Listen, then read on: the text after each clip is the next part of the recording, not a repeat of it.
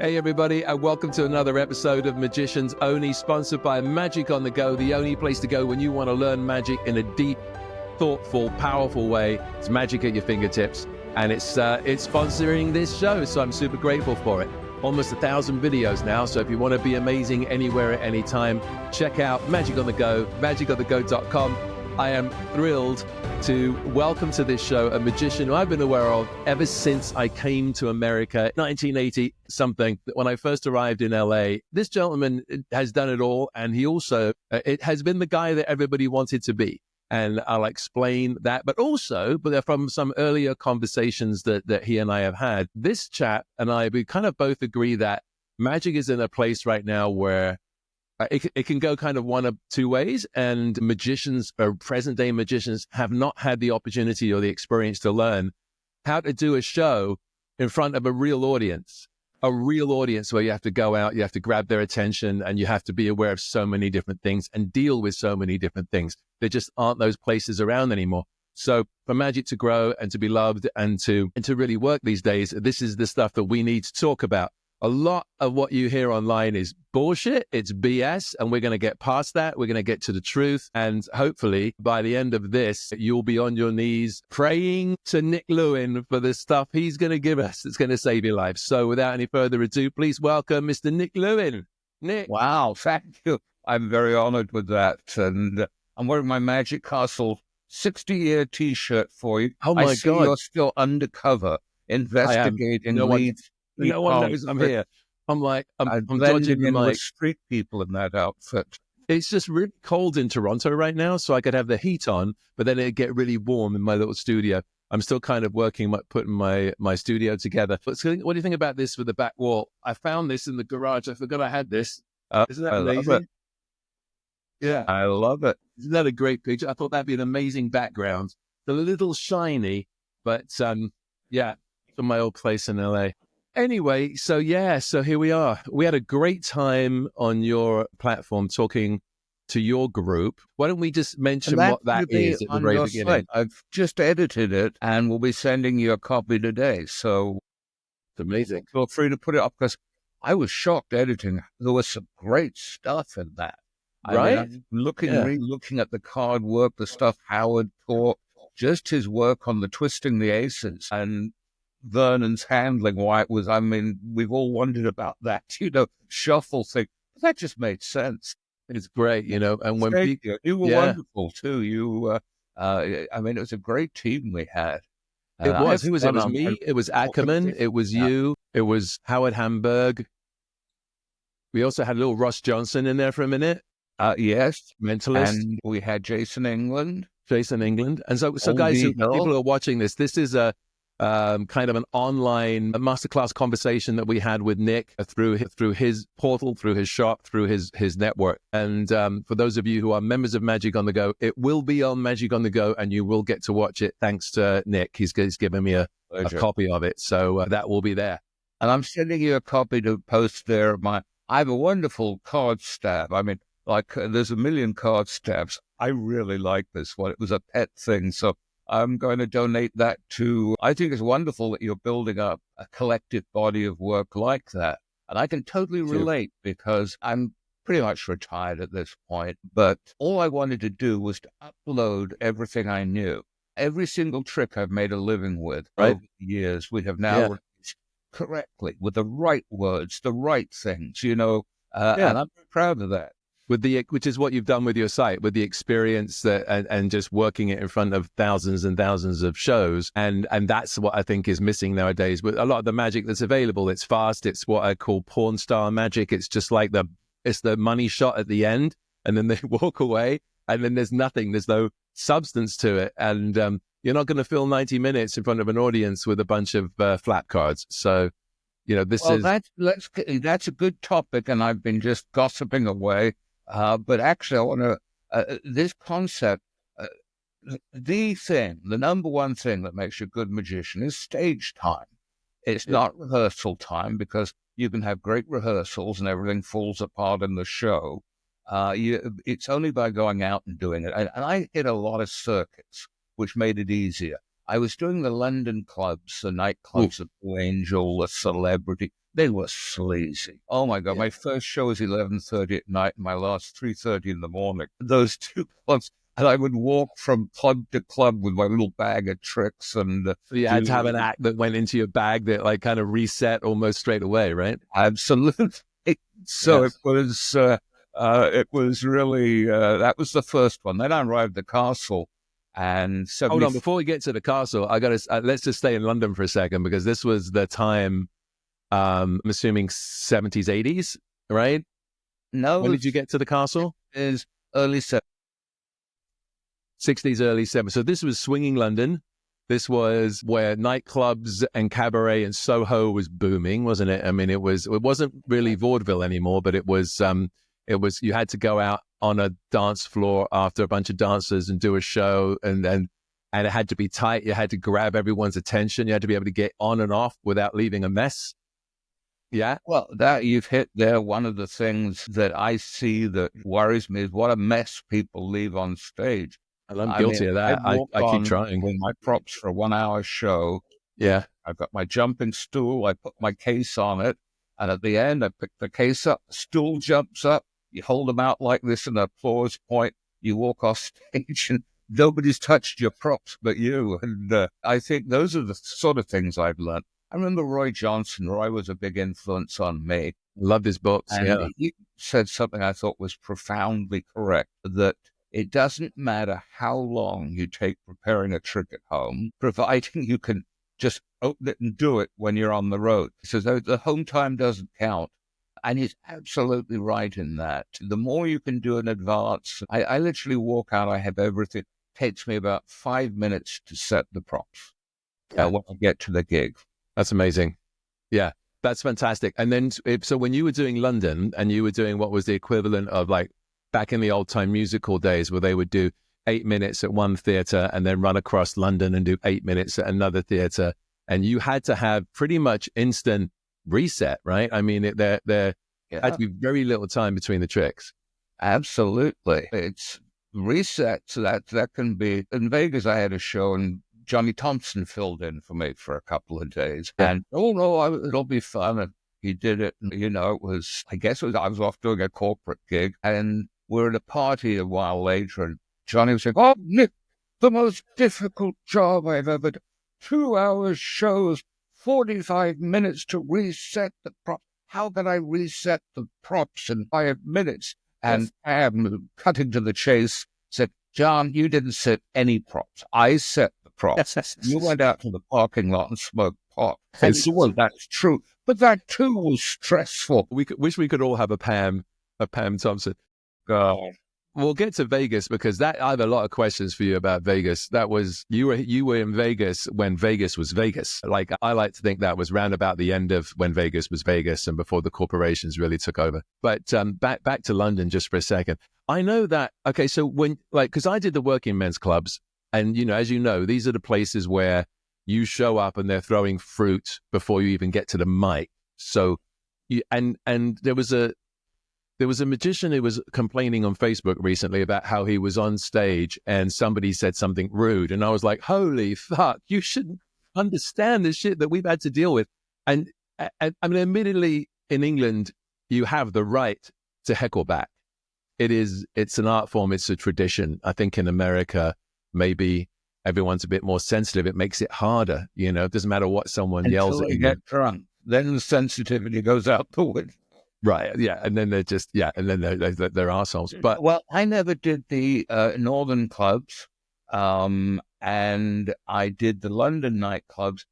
And in terms of putting the act together, there was a lot of talent contests, like conservative clubs. They would have, and you'd go and you'd get your stage time. You'd never win. There was no way, a 20 or 19-year-old magician was. They had regulars who were wonderful. There's one guy who was military, and he pretty much wore his uniform, and he was missing an arm, and he played patriotic songs with one hand on the piano.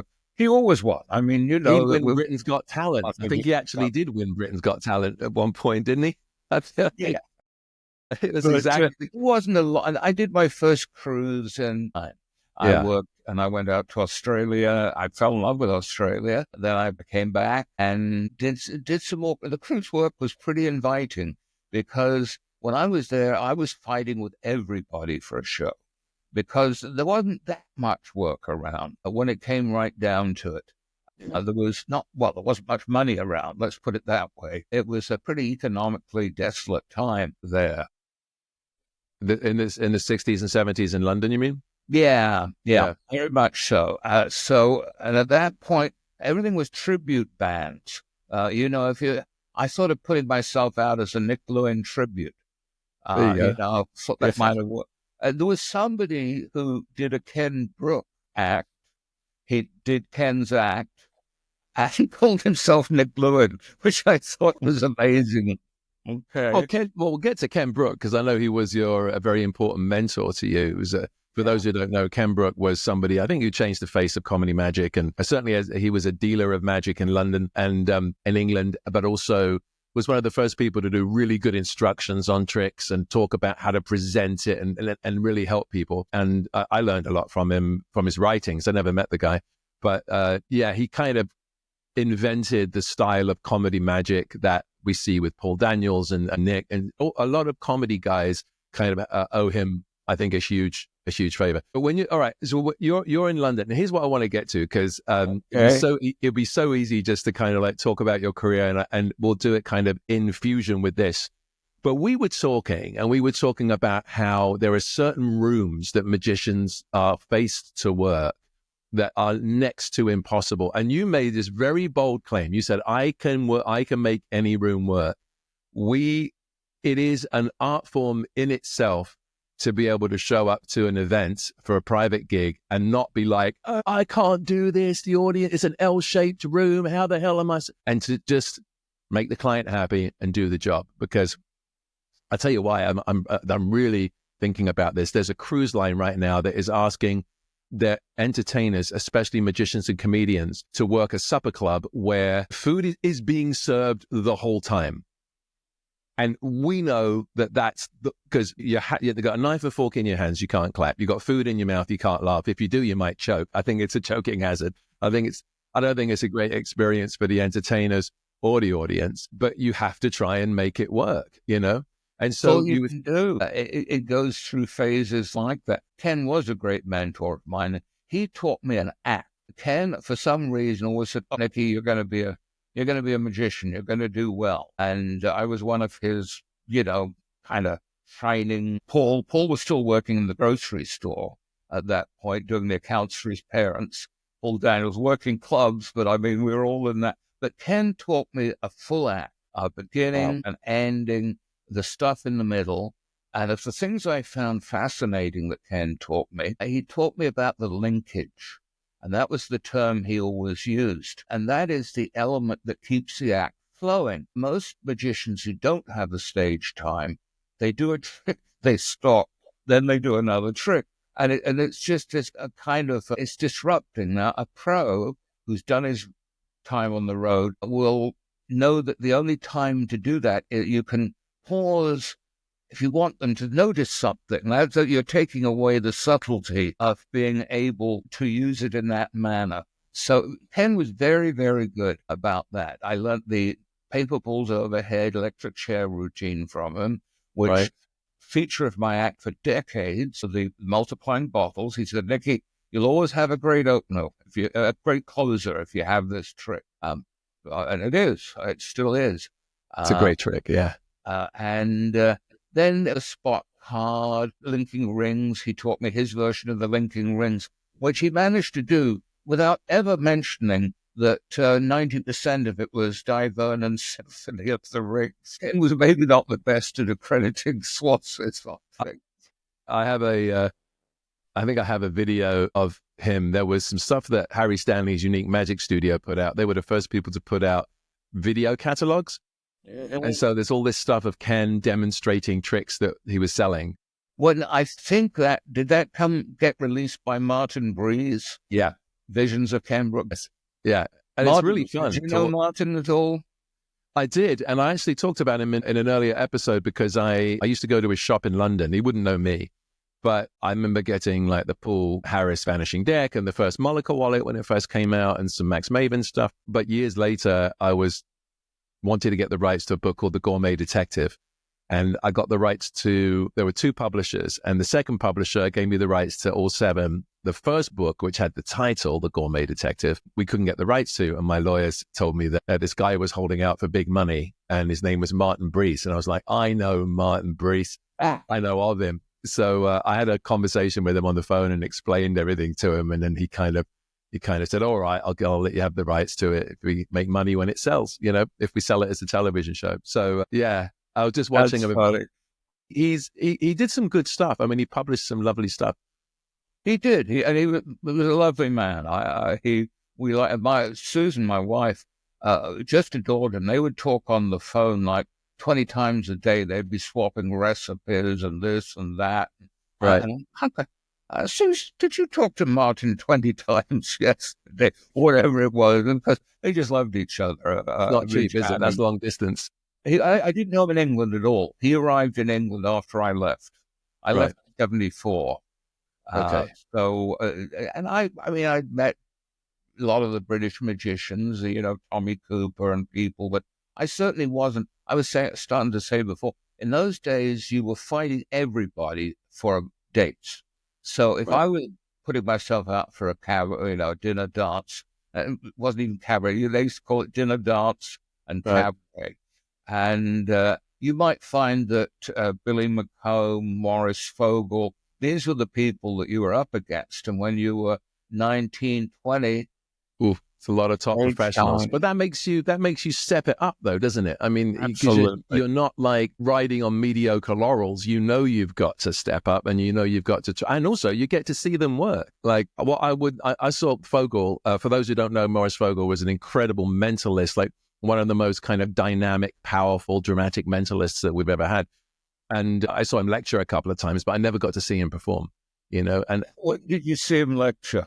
At the South End Sorcerers Society. Are you from South End? Yeah, from South End. Yeah, that's... Oh, well, my brother still lives there. I was in Thorpe Bay. Were you? Thorpe Bay? My school was rather posh. Thorpe Bay is the Beverly Hills of South End. Well, I'm not sure it was. It was a bungalow we lived.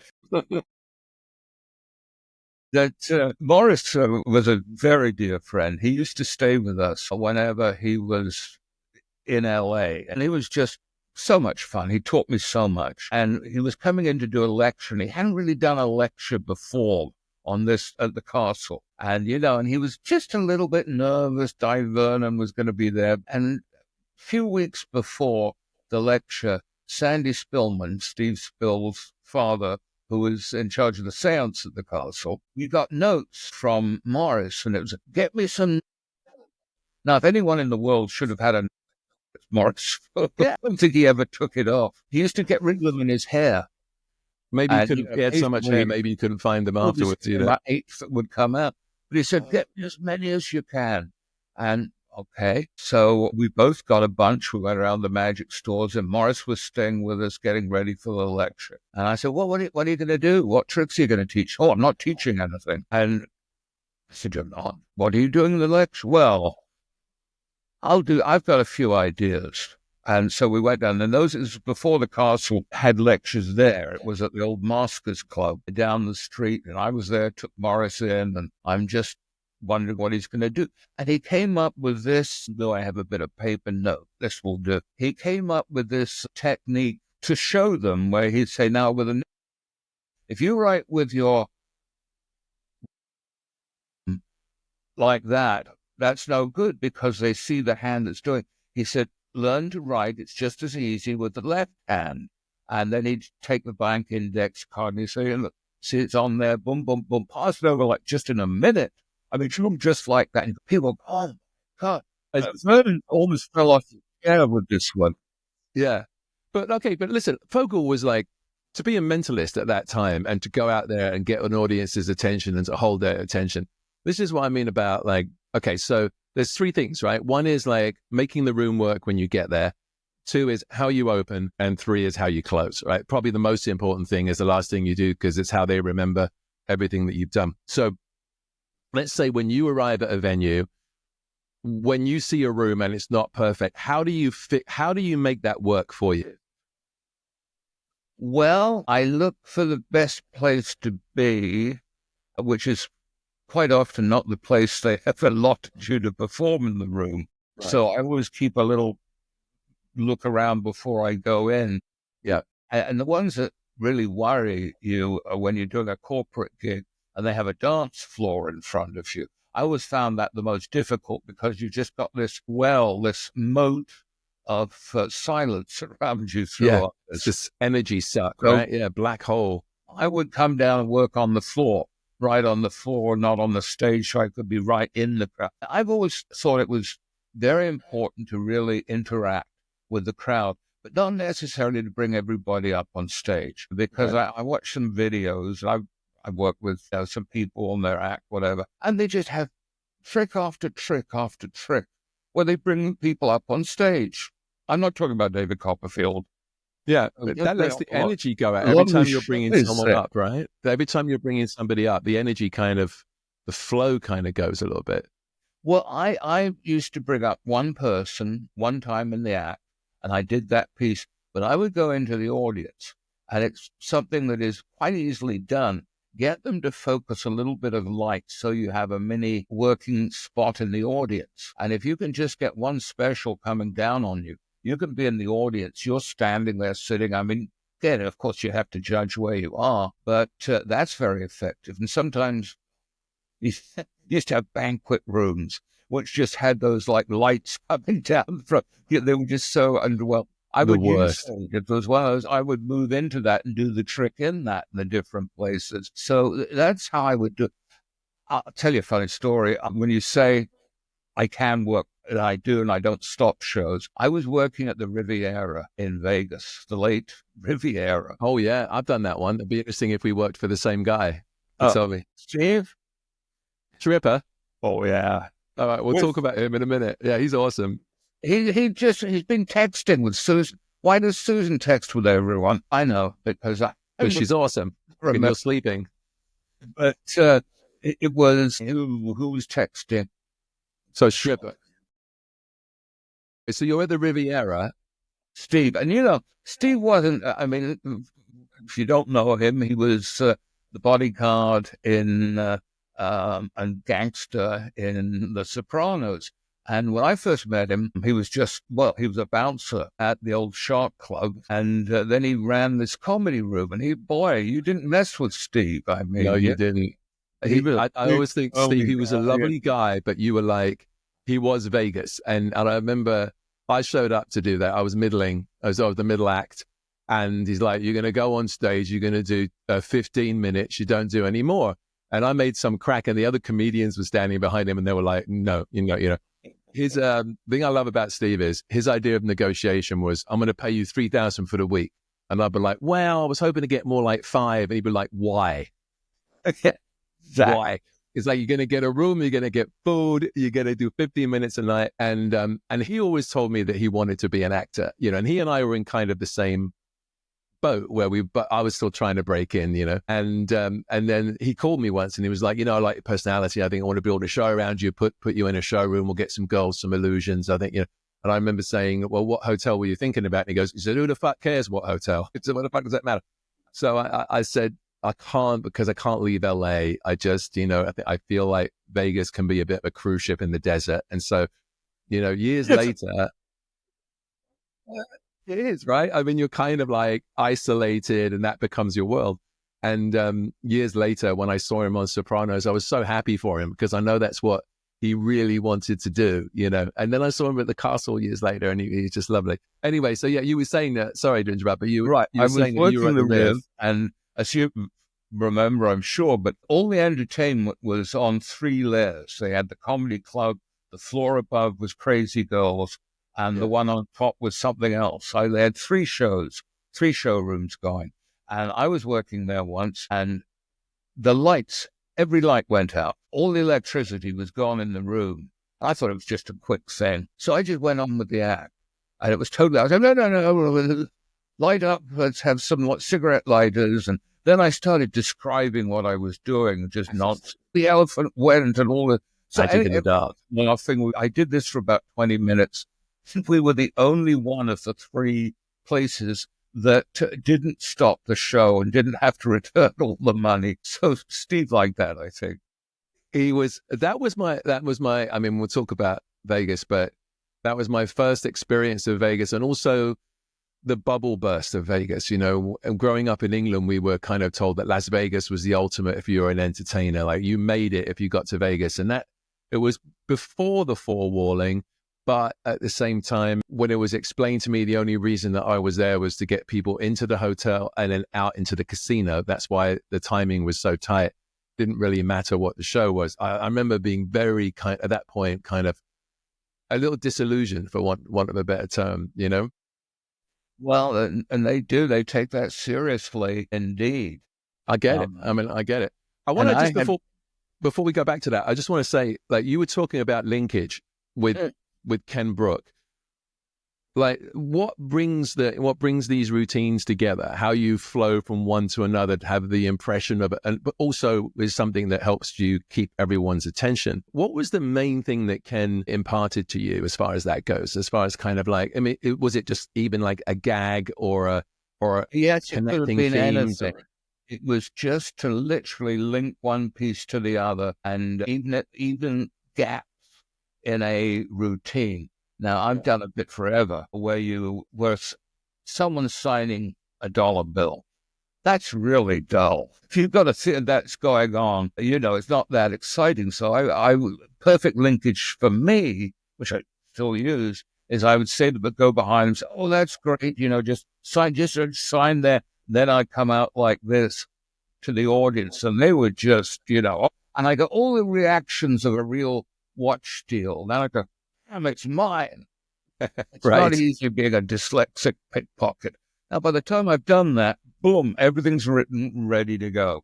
Right. And then I would use that bill for another routine because it's already signed. That was a big one for Ken.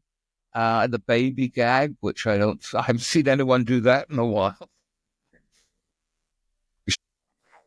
One thing I find is that magicians, when they're getting ready for a show, they can spend endless hours working on a move that's going to be great. And they don't take 10 minutes to write down what they're going to say. And most importantly, to down what they're saying, because the fewer words you use, the stronger it is. One of the things I liked was George Burns once was with Johnny Carson on TV, and Johnny said, well, you're just so good. I mean, everything is perfect. How do you do that? How do you create material like that so seamless? And George Burns took a puff on his cigar and he said, well, it's shaving. I just sand. Once I've shaved it, I sand everything. I sand it, and then it gets smoother and smoother, the shape I want it to be. And Carson said, well, how do you know when to stop?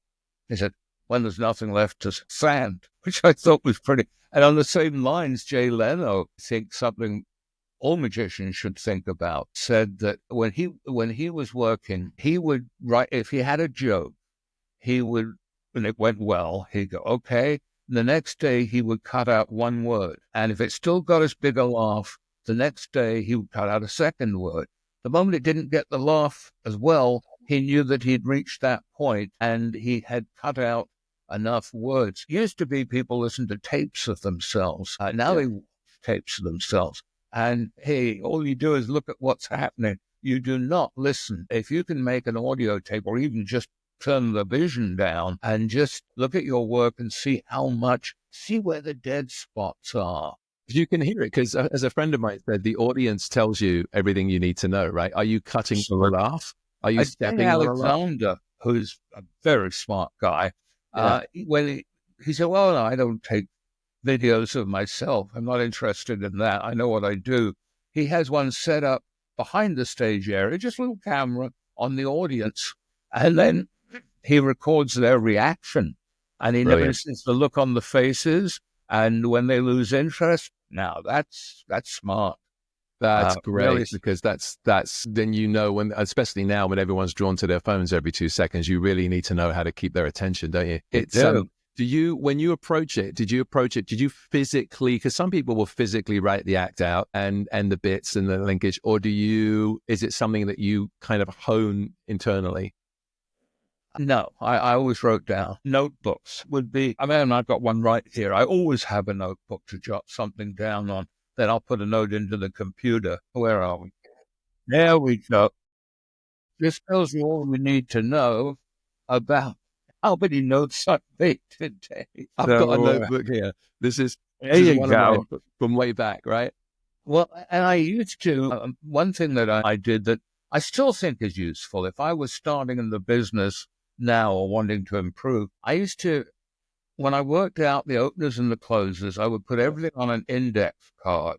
Now, I know most magicians these days, oh, I can do it on the computer, I can do it on Excel. No, that's not what this is about. You write it on, and at the beginning, you write the name of the trick, and then you put in the corner opener, closer, middle. Then you make a note. Do you bring people up from the audience? Is it a card trick?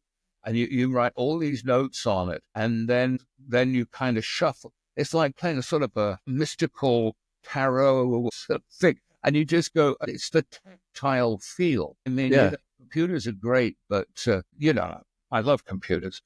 But There's a fusion of that. There's a version of that I did where I applied, because I do a lot of screenwriting, and a friend of mine, Paul Chart, he basically taught me to color code the scenes on index cards, so you can see whether it's comedy, drama, if it's exposition, and all the rest of it. So my opening tricks are all red. My audience participation tricks are green, but they're orange if they're with cards, so I can see if I have too many card tricks. there you go. My closers are on yellow. So in actual fact, what you could do, and I think this is kind of an interesting experiment, maybe this is where you were going with it, but you mix all the cards together, and then you take one opener, one middle, and one closer, and now you've got to make that work. Do you know what I mean? That's your act for the night. Figure out how to connect the tissue and make it work. That's exactly right. And then the cards were very useful, the color coding. That was Billy McComb.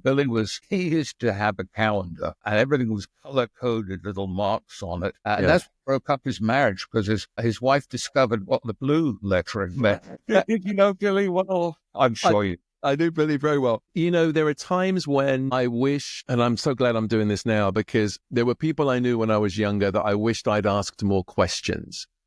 Billy was one of those guys who was so connected to the past. One of my friends in Southend was Jimmy Rogers. Did you ever know Jimmy? Jimmy Rogers, no. Little Jimmy Rogers. He was one of Will Goldston's little stars back in the day. He's actually in the Goldston books. If I'd known that, I would have asked him all these questions about Goldston. If you go on the British Pathé newsreel site, there's 2 videos of his acts, one of which is a dove act, one of which is a drunk act, which is very interesting. And he's great. He's great. Jimmy was someone who was so connected to the golden age. I wish I could have asked him more questions. Did you ever know, and this is something I always wanted to ask Billy, and I don't know if you ever talked to him about it, Billy O'Connor. Did you guys ever discuss Billy O'Connor and his 52 assistants? The fact that he had a 12, 15-minute card act?